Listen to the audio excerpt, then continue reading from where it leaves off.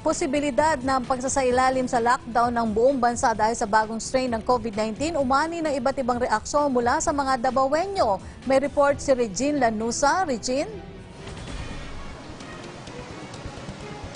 Yes, Yusek Rocky, iba't iba ang naging reaksyon ng mga Dabawenyo tungkol sa posibilidad na pagsasailalim ng lockdown ng bansa. Ito ay kasunod na rin ng nadiskubring bagong strain ng COVID-19 na ngayon ay kumakalat na nga sa ibang bansa.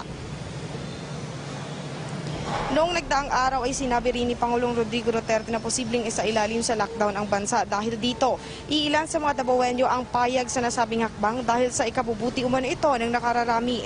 Ang usaping lockdown ay para umano maiwasang mahawaan ng nasabing sakit ang mga tao.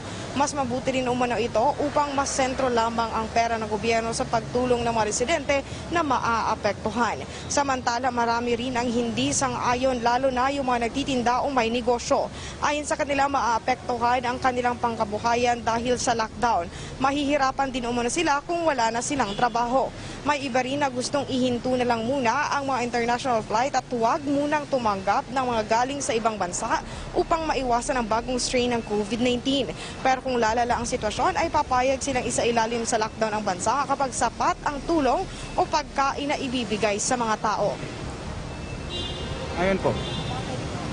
Kasi kung yun ang yun ang desisyon nila. Kung yun rin ang makakabuti. Hindi po, ma'am. Kasi kung paano kung i-lockdown ng Pilipinas, ma'am, paano na kami pangabuhayan namin? Hindi na kami wala na kaming kita. Ano na yung ibabubuhay namin sa aming pamilya? Wala na kami pang pagkain. Kung yan talaga mangyayari, okay lang. Basta may rasyon naman. Always. Basta always, hindi kami mahirapan sa pagkain. Okay lang.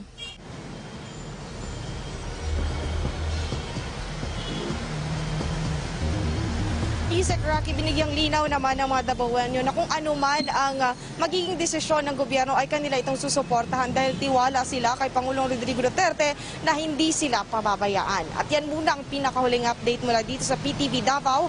Regine Lanusa para sa Bayan. Daghang salamat, Regine Lanusa mula sa PTV Davao.